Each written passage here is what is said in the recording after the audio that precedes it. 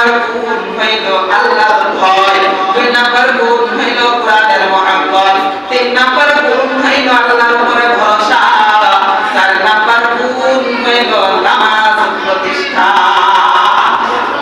নামাজ প্রতিষ্ঠা করে 2টা ব্যাখ্যা বললাম, বহু লম্বা আলোচনা, ওইদিকে যাওয়া যাইব না। যে যদি আসরের নামাজ পড়ছো, মাগরিবের জন্য যদি মন কান্দে, মাগরিবের অপেক্ষায় থাকো, মনে যদি মাগরিবের টান এসে যায়, তখনই বুঝবা তোমার ভিতরে সত্যিকারের ইমানদারের 4 নাম্বার গুণ পয়দা হইছে।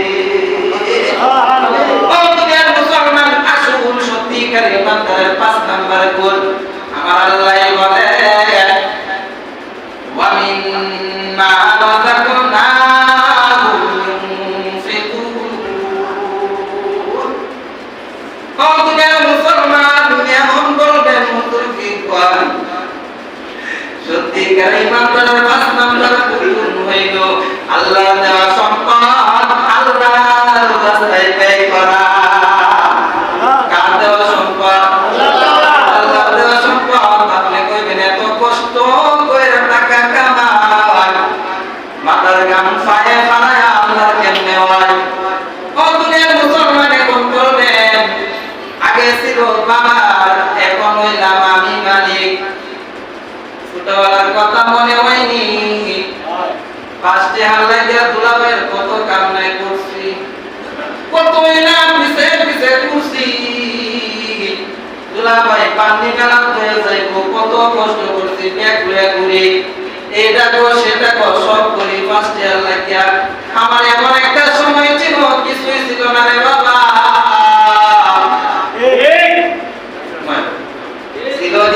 সব কিছুর মালিক ছিল আমার বাবা।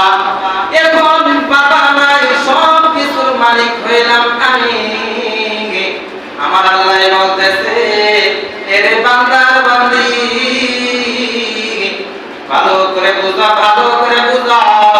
যেমন তোমার এখানে কিছুই ছিল না, কিছুই ছিল না, এখনো কিছুই তোমার না।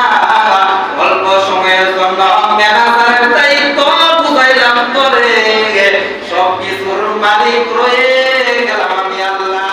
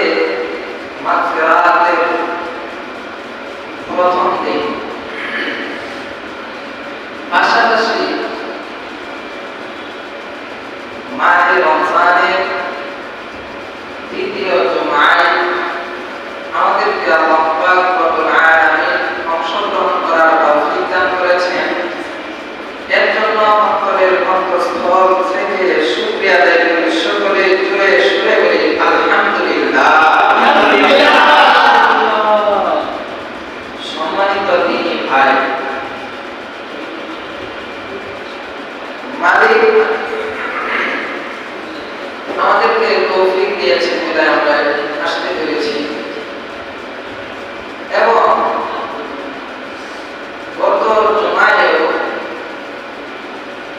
আলোচনা করতে গিয়ে আমার মনে হইল যে আল্লাহ পাক রব্বুল আলামিন যে আয়াতের দ্বারা আমাদেরকে জানাই দিলেন যে রোজাকে ফরজ করেছি, রোজার বিধান আমি মালিক দিয়েছি, ওই আয়াতের শুরু দিক দিয়ে আমাদেরকে কিভাবে মালিক সম্বোধন করছেন, ডাক দিয়েছেন, ইয়া আইয়ুহাল্লাযীনা আমানু, হে ঈমানদারগণ। শুরুতেই মালিক বলতেছে ইয়া আইয়ুহাল্লাযীনা আমানু, হে ঈমানদারগণ, কুতিবা আলাইকুমুস সিয়াম কামা কুতিবা আলাল্লাযীনা মিন ক্বাবলিকুম লাআল্লাকুম তাত্তাকুন। আমি মালিক তোমাদের উপরে রোজাকে ফরজ করে দিয়েছি, রোজার বিধান তোমাদেরকে দিয়েছি, কামা কুতিবা আলাল্লাযীনা মিন ক্বাবলিকুম, যেমন ভাবে তোমাদের পূর্ববর্তী লোকদের উপরেও দিয়েছিলাম। কিন্তু শুরুতেই মালিক বলতেছে ঈমানদারদেরকে বয়ান করতেছে, ঈমানদারদেরকে না, রোজার বিধান ঈমানদারদের জন্য দিয়েছে, ঈমানদারদেরকে বয়ান করতেছে। এখন আমাদের ঈমানের অবস্থাটা কি, এটাও একটু জানার দরকার। রোজার পরে বলছেন আগে ঈমানদারদেরকে বয়ান করতেছে, ইয়া আইয়ুহাল্লাযীনা আমানু, হে ঈমানদারগণ। আবার বুখারী শরীফের হাদিস, যে হাদিসটা কোথায় পাঠ করেছি, عن أبي هريرة رضي الله تعالى عنه قال قال رسول الله صلى الله عليه وسلم من صام رمضان, যে ব্যক্তি রোজা রাখবে, রমজান মাসের রোজা রাখবে, ঈমানের সাথে, ওয়া ইহতিসাবান, সাবির নিয়তে, গুফিরা লাহু মা তাকাদ্দামা মিন যানবি। আল্লাহর পয়গম্বর সাল্লাল্লাহু আলাইহি ওয়াসাল্লাম শুরুতে ঈমানের বয়ান করতেছে। যদি কোনো ব্যক্তি, যে ব্যক্তি রমজান মাসের রোজা রাখবে ঈমানের সাথে, সাবির নিয়তে, মহান রব্বুল আলামিন ওই সমস্ত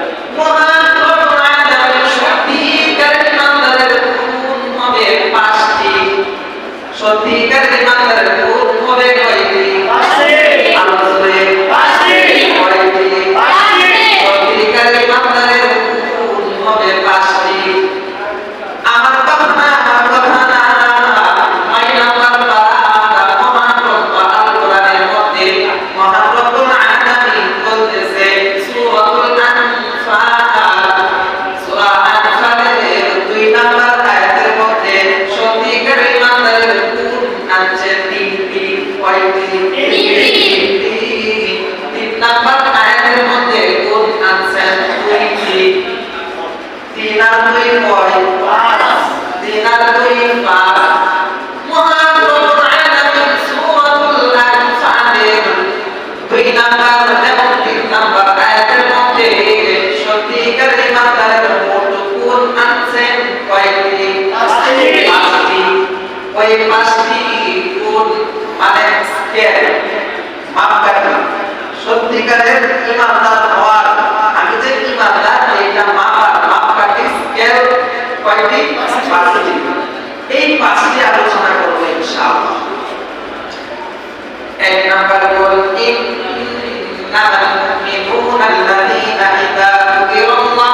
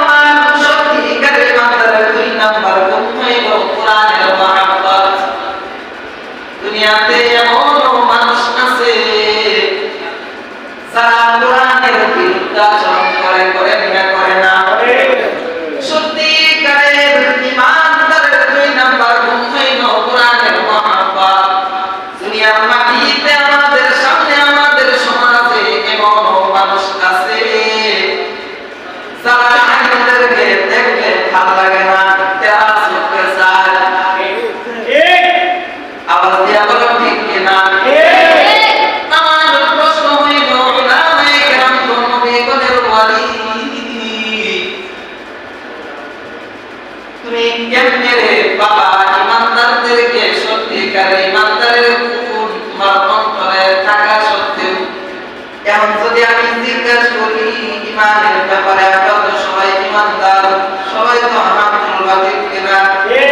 শুধু তোমরা না, আমি না, সারা দুনিয়ায় যত মুসলমান আছে প্রত্যেকেই বলবে আমি ইমানদার। প্রত্যেকেই বলবে আমি ইমানদার, কেউ বলবে না আমি বেঈমান। কিন্তু বাবা আজকে স্কেল চাই না, মাপকাঠি চাই না, তোমার ইমানের জায়গা কোথায়? তুমি কেমন, কোন প্রকারের ইমানদার? আমাদের সমাজে এমন মানুষ আছে, মাদ্রাসার ছাত্র দেখলে বাড়া হয় না। একটি ছোট্ট একটি ঘটনা ফখরে বাঙ্গাল তাজুল ইসলাম রাহমাতুল্লাহি আলাইহি নাম অনেকেই শুনছি। ফখরে বাঙ্গাল তাজুল ইসলাম রাহমাতুল্লাহি আলাইহি একদিন একটি বৈঠকের মধ্যে বসছে। ওই বৈঠকে তিনি শুধু আলেম আর সবাই হচ্ছে ইংলিশ, বুঝলেন তো? সবাই তাদের শিক্ষিত, ব্যবসা পড়া, শুধুমাত্র ফখরে বাঙ্গাল রাহমাতুল্লাহি আলাইহি হচ্ছে আলেম। তখন তাদের বাহত হয়ে গেছে, তারা ইংলিশ, তাদের মনের মধ্যে শক্তি বেশি আসছে। বলতেছে দুনিয়াতে হুজুররা বেকার, হুজুররা কোথায়, হুজুররা কোন কাজে লাগে? বলতেছে হুজুরদেরকে কোন কাজে লাগে? ফখরে বাঙ্গাল রাহমাতুল্লাহি আলাইহি বলতেছে হুজুরদেরকে এই কাজে লাগে। কোন কাজে লাগে? এই কাজে লাগে। এই আকলের দাম কিন্তু অনেক। কোথাও কোথাও এই আকলের কাজে লাগায়, লাগায় না, লাগায় না। ও দুনিয়ার মুসলমান, আবার কোন দেশে কোন জায়গায় ভাই থ্যাংক ইউ জানাই, জানাই না, জানাই না, এই আকলে আকল জানাই, থ্যাংক ইউ জানাই। আবার কোন জায়গায় কাজে লাগায়, এই আকলের দাম আছে কি নাই? আছে। ভালো করে বুঝেন। তখন সবাই বলতেছে হুজুর আপনি এটা কি দেখাইলেন? এই কাজে লাগে মানে এটাতে কি বুঝাইলেন আপনি? বলতেছে আপনারা চিনতেন না, চিনতেন না, আগে শুনেন বলেন। ফখরে বাঙ্গাল রাহমাতুল্লাহি আলাইহি বলতেছে প্রত্যেক হাতে 5টি করে আঙ্গুল আছে, এই 5টি আঙ্গুল মিলে হচ্ছে একটি পরিবার।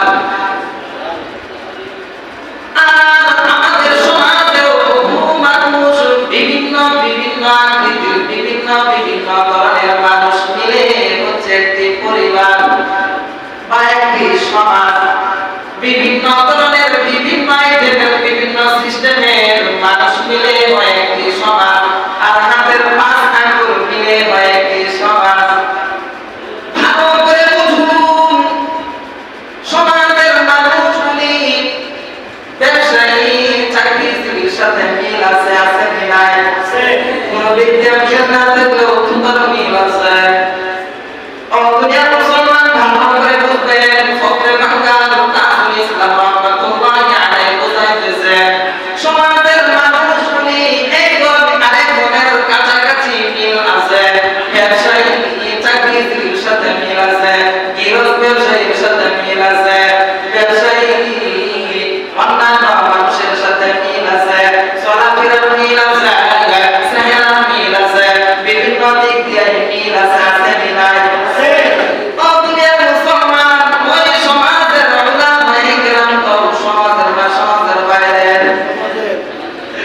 সমাজের কিন্তু একটু আলাদা। আগে হুজুর 5 আঙ্গুল মিলে হয় একটি সমাজ, এই সমাজের 4টা আঙ্গুল দিয়েও মোটামুটি কাছাকাছি থাকে, আবার গঠনের দিক দিয়েও কাছাকাছি। এই যে আঙ্গুল, এটা গঠনের দিক দিয়েও কাছাকাছি না দূরে, আবার দূরত্বের দিক দিয়েও দূরে দিক না। কিন্তু আলোক সকল ফখরে বাংলার রহমাতুল্লাহি আলাইহি বলতেছে ভালো করে বুঝুন, যদি হাতের মধ্যে আঙ্গুলটা না থাকে আঙ্গুলের কোনো দাম নাই। যদি এই আঙ্গুল না থাকে চার আঙ্গুল বা কিছু কোনো দাম নাই। যদি লবণ নিতে চান পারতেন না, আঙ্গুল গুলি সাঁচা হয়ে যাব, বইটা হয়ে যাব, মন করা যাবনি, চিঠি দেওয়া যাবনি। ওরে দুলাভাই স্বামীর সাথে দুষ্টামি কেমনে করবা, শালীর জীবন কেমনে দিবা? এই আঙ্গুলে যদি না থাকে হাতের সমাজে এই আঙ্গুলের দাম কম না বেশি? আলহামদুলিল্লাহ মুসলমান এখন আসো, উলামায়ে কেরাম গঠনের দিক দিয়ে অন্যান্য সমাজের মানুষ থেকে আলাদা, পাঞ্জাবি কাপড় চোপড়ের দিক দিয়ে পোশাকের দিক দিয়ে আলাদা। ও দুনিয়ার মুসলমান সর্ব দিক দিয়ে আলাদা। দুনিয়াতে এখন গরু ছাগল মরে, মহিষ মরে, মানুষ সম্পর্ক যদি উলামায়ে কেরাম না থাকে জানাজা দেওয়ার থাকতো না। ও দুনিয়ার মুসলমান ভালো করে বুঝো, ভালো করে বুঝো, সমাজে বহু মানুষ আছে উলামায়ে কেরামদেরকে নিয়ে কটূক্তি করে। এরে বাবা, সর্বোপরি সর্বশেষে যা কিছুই বাবা তুমি করো না কেন, সব শেষে আমাদের ঠিকানা কিন্তু জানাবাজ। বুড়া হইলেও আসতে হয় ঘুমাইনা, শেষ ঠিকানা কিন্তু বাবা যায় না। যখন তুমি যাই নামাজ তোমার হাতে নিবা, এখন আলেম ছাড়া গতি আসেনি, বুঝা নাই কোনো কাহিনীটা? আলেম ছাড়া গতি না। যখন তুমি তকবকি যুবক হয়ে যাইবা, টুপি বাবা ঘরের বয়স আসে, তখন করো কোন গার্মেন্টসের ম্যানেজার উপর দেয়া দিব, ওই বলি ওই তো না। কখনো কিন্তু বন্ধু আমার উলামায়ে কেরামের দরকার আছে নি নাই? এর জন্যই ফখরে বাংলার রহমাতুল্লাহি আলাইহি বলতেছে হাতের পরিবারের মধ্যে এই আঙ্গুল সব থেকে দামি, সব থেকে দামি। এই আঙ্গুল না থাকলে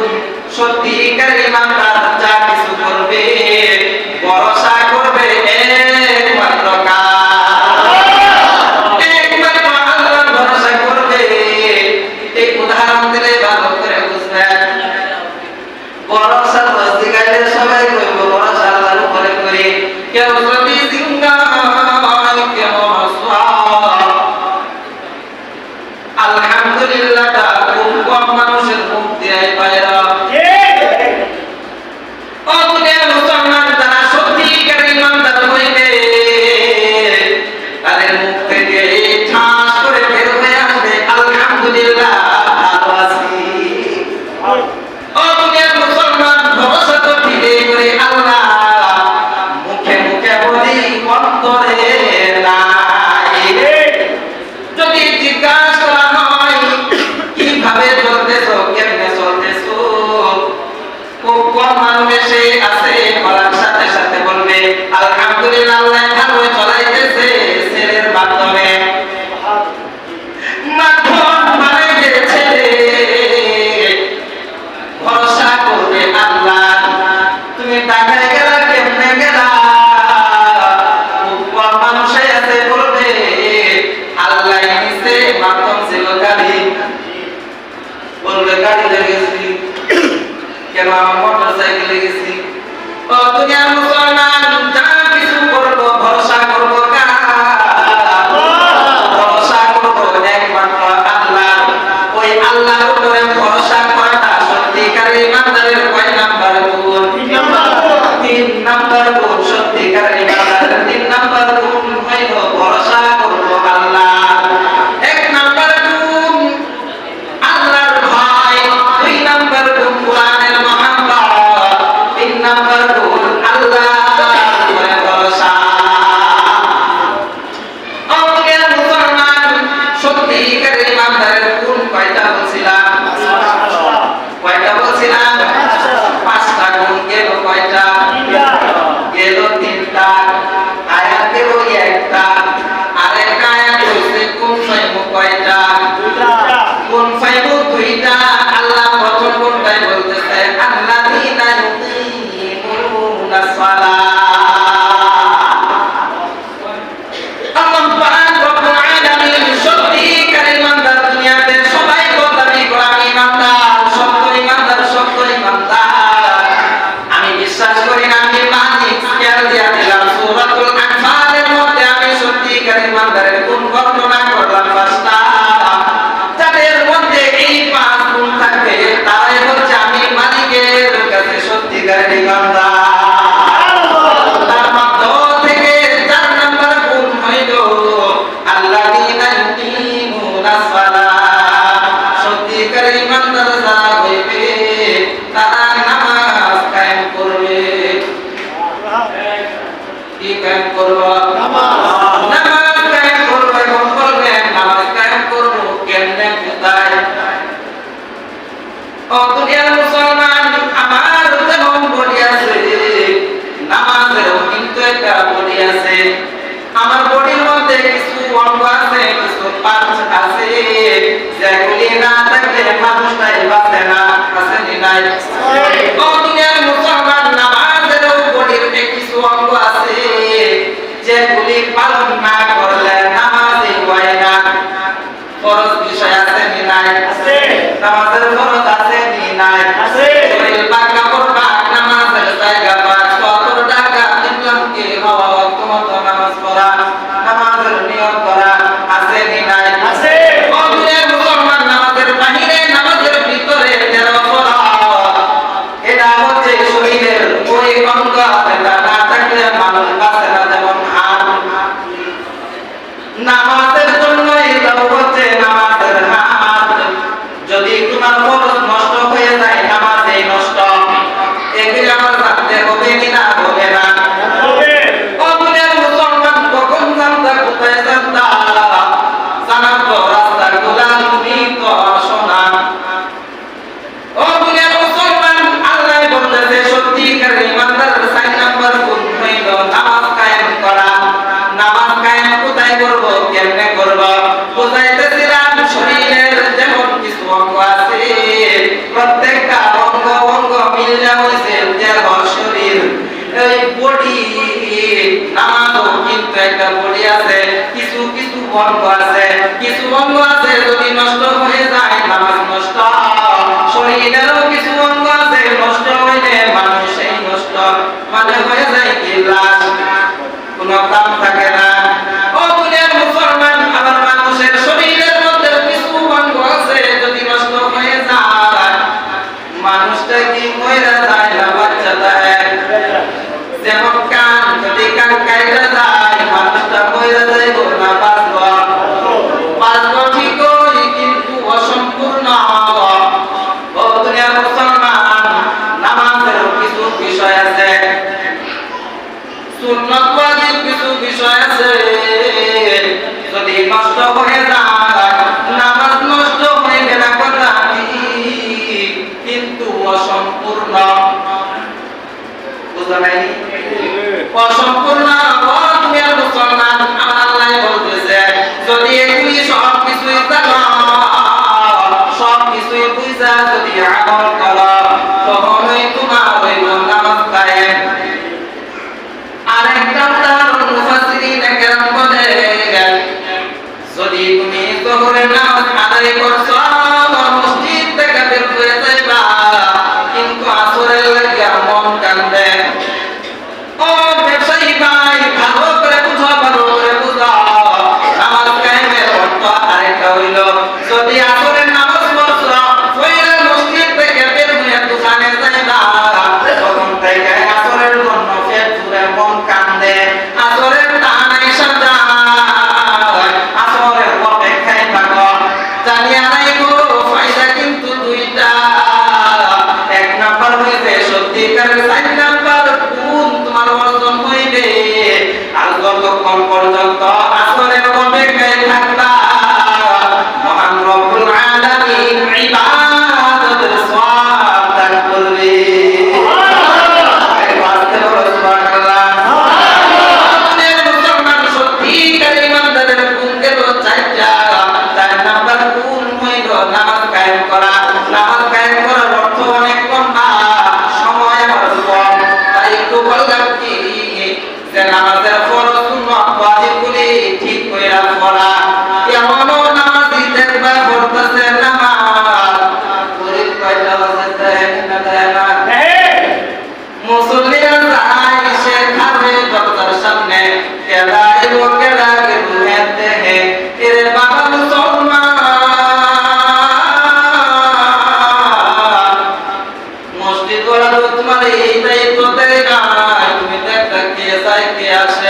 তুমি কষ্ট নামাজের জন্য তুমি যা টাকাইলা করি দেখবা লাভ কি হইল ক্ষতি না হইল।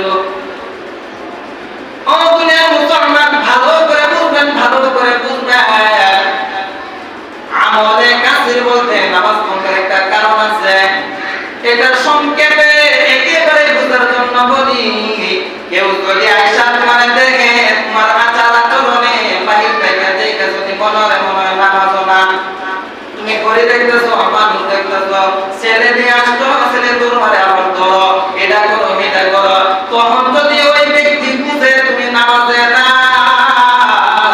তখনই কিন্তু তোমার নামাজ ভাঙা যাইব। এমন লোক আছে কি নাই?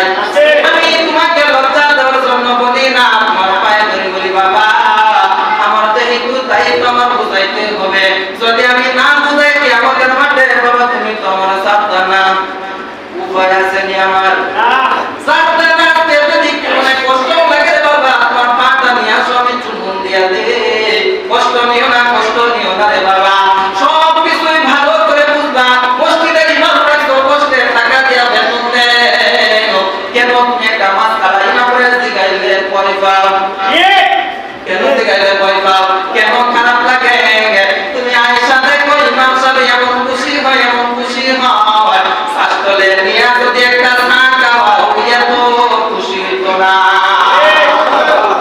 কারণ ভাই বলছিল আমার তারপরে গিয়া বুঝানো আমি তো ভাবতেছি না বিভিন্ন কারণে যেহেতু আমার কাছে এসে শিখে মনে হয় আমার আমার উপরে রহমত দিছে আমার উপরে দয়া করছে খুশির তেলা তুমি তো চা খাওয়াইতা তোমারে খাওয়াইব ইমামে দুনিয়ার মুসলমান সত্যিকার ইমানদারের গুণ কয়টা পাইলাম? চারটা পাইলাম।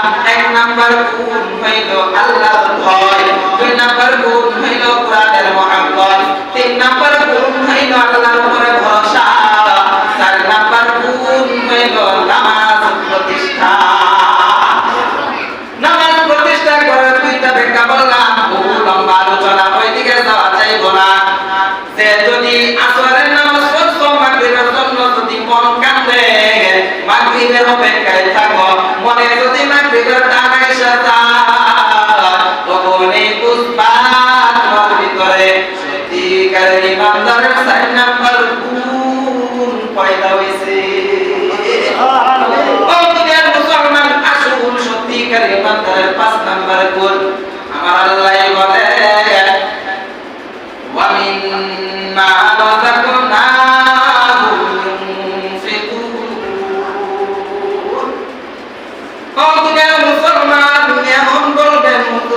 কর। সত্যিকার ইমানদারের 5 নাম্বার পূরণ হইল আল্লাহ দেওয়া সম্পদ আল্লাহর রাস্তায় ব্যয় করা। কার দেওয়া সম্পদ? আল্লাহর দেওয়া সম্পদ। আপনি কইবেন এত কষ্ট করে টাকা কামাই, মাথার গাম ফায়ে ফালায় আল্লাহর কেমনে হয়? ও দুনিয়ার মুসলমান এখন করবেন, আগে ছিল বাবার, এখন হইলাম আমি মালিক। ছোটবেলার কথা মনে হয়নি? 5টি হাল্লা দিয়া দুলাভাইয়ের কত কামনায় করছি, কতই না পিছে পিছে করছি। দুলাভাই পানি মেলা হয়ে যাইব, কত কষ্ট করছি, ব্যাগ ঘুরে ঘুরে এটা কর সেটা কর সব করি। 5টি হাল্লা দিয়া আমার এমন একটা সময় ছিল কিছুই ছিল না রে বাবা।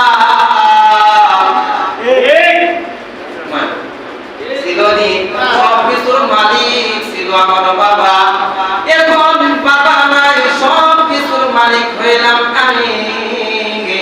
আমার আল্লাহ বলতেছে, এরে বান্দার বান্দি ভালো করে বুঝা, ভালো করে বুঝা।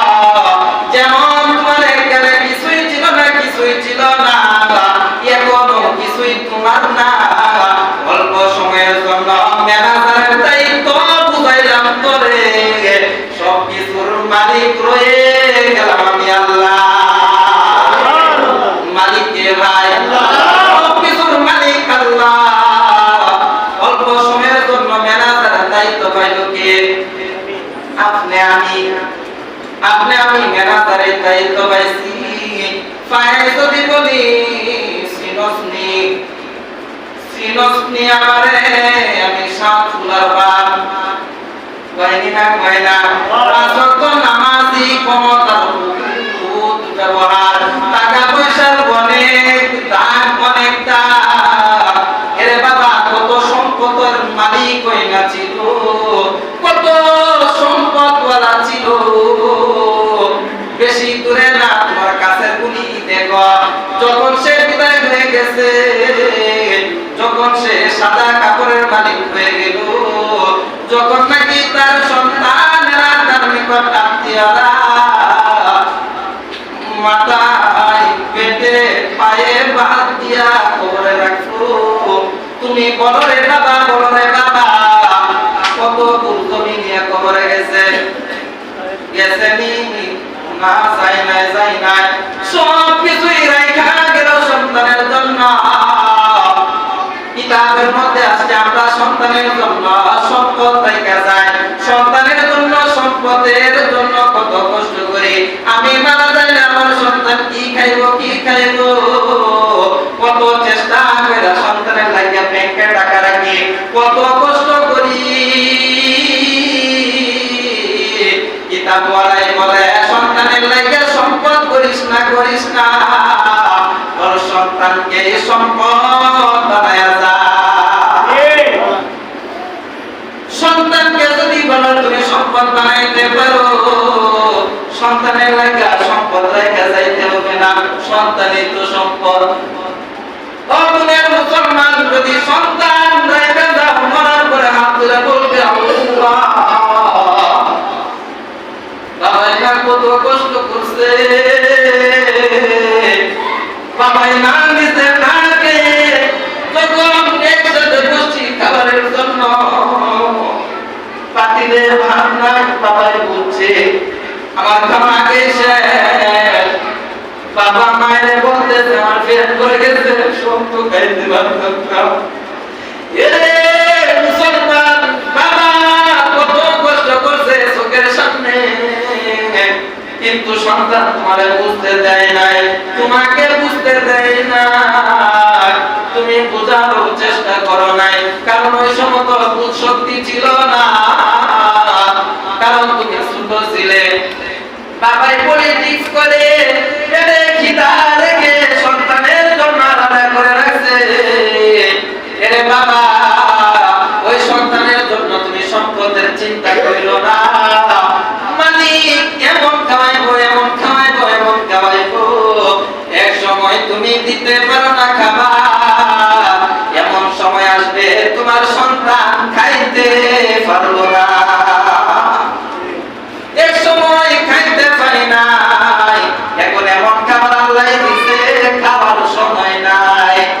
অথবা খাইতে মনে চায় না। ও দুনিয়ার মুসলমানের জন্য কিতাবালা কি বলছে?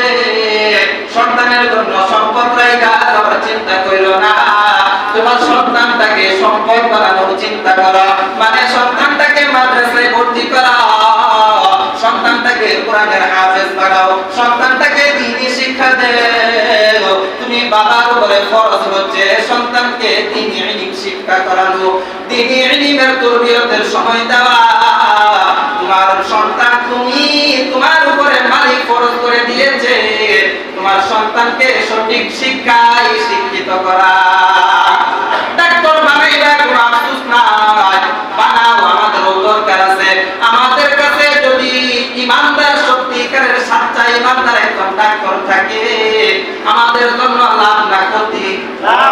আমাদের জন্য লাভ। কত মা বোনের সিজার লাগে, যদি কোনো ইহুদির বাচ্চা সিজার করে বলো সিজারের পরে সন্তান জীবনে আজান দিতে দিত না। অনেক পলিটিক্স খাড়াইব, কারণ ইহুদিদের চক্রান্ত তো একেবারেই পুরায় মূলে। যদি আজান মুসলমানের বাচ্চারা না দিতে পারে তার শুরুতেই কবর বাইন গেল, ঠিক না? উপায় করবো না। যদি আজানি কামর সন্তান তোমার না হয় কি হইব তোমার সন্তান? ও দুনিয়ার মুসলমান বলতেছিলাম সত্যিকার ইমানদারের 5 নাম্বার গুণ কি? তার আল্লাহ দেওয়া সম্পদ আল্লাহর রাস্তায় ব্যয় করা, ঠিক কিনা? সম্পদে কুইরা গায়রা দেখবা আল্লাহ রে। যেমন বলছিলাম যতই তাল বাহানা করো না কেন, যত কিছুই করো না কেন, ইমানদারের ঘরে জন্ম নিত সর্বোপরি শেষ ঠিকানা কিন্তু তোমার যায় না। পুরা হইলেও কমপক্ষে পুরা করব, পুরা হয়েছে শ্রীলঙ্কের মসজিদে যাও, কত কটকট করে ভূতের বউ কইব বাবার কথা আর ভালো লাগে না। পুরা হয়েছে মাথা ঠিক নাই, হানা দিন ফেসাল। আব্বা চাইছে মসজিদে যান, আপনার কামেই তোর মসজিদে কইলে তাহা কয় না। অবশ্যই কইব, কারণ যখন তোমার চুলদারি ফাইকা যাইব তোমার মেজাজ হয়ে যাইব তোমার ছোট বাচ্চার মতো। আমার কথা না আল্লাহ কইতেছে, আল্লাহ বলতেছে মানুষ যখন বৃদ্ধ বা বৃদ্ধা হয়ে যায়, বার্ধক্যে পৌঁছে যায়, তখন তার দেমাগ, তার মেজাজ, তার আকল হয়ে যায় শিশু বাচ্চাদের মতো। ও দুনিয়ার মুসলমান, আল্লাহ দেওয়া সম্পদ আল্লাহর রাস্তায় ব্যয় করা, এখানে তো বহুত আলাপ, অনেক লম্বা আলোচনা করব না, এতটুকুই বলবো। এক হচ্ছে রমজান মাস। রমজান মাসে যদি আমি 1 টাকা দেই কয় টাকা সওয়াব পাইব? এখন বলবেন হুজুর কোন কালেকশন করব? আমি কালেকশন করতে পারি, আমি বোঝানোর জন্য বলতেছি। যদি অন্যান্য মাসে তুমি 1 টাকা দাও 1 টাকা সওয়াব পাইবা, এই মাসে যদি তুমি 1 টাকা দাও 70 টাকার সওয়াব পাইবা। লাভ বেশি না কম? এর জন্য আমি এই আলোচনা করলাম, সময় উপযোগী আলোচনা। যেহেতু বারবার হাদিসের মধ্যে আসতেছে ইমানের সাথে যদি রোজা রাখতে পারে সওয়াব। কোরআনের মধ্যে আল্লাহ বয়ান করতেছে ইয়া আইয়ুহাল্লাযীনা আমানু, ইমানদারের আলোচনা। এর জন্য আমি রোজা রেখে আজকে ইমানের কিছু কথা বললাম। যদি আলোচনা ইমানের ঠিক হয় কিন্তু রোজা দুনিয়ার মুসলমানের জন্য সত্যিকার ইমানদারের গুণ কয়টা বলছি? 5টা। 1 নাম্বার গুণ আল্লাহর ভয়, 2 নাম্বার গুণ কোরআনের মুহাব্বত, 3 নাম্বার গুণ আল্লাহর উপরে ভরসা, 4 নাম্বার গুণ নামাজ কায়েম করা, 5 নাম্বার গুণ আল্লাহর দেওয়া সম্পদ আল্লাহর রাস্তায় খরচ করা। যেহেতু শুধু রমজান মাস, যত বেশি দান সদকা করবে মুসলমান তত বেশি লাভ। হাদিসের মধ্যে আসে কেউ যদি রমজান মাসে একটি নফল ইবাদত করে একটি ফরজের সমান সওয়াব। আস্তে করে সুবহানাল্লাহ। যদি কেউ একটি নফল ইবাদত করে মহান রব্বুল আলামিন ওই ব্যক্তির আমলনামায় ফরজের সওয়াব দিবে। সুবহানাল্লাহ। আর যদি কেউ ফরজ নামাজ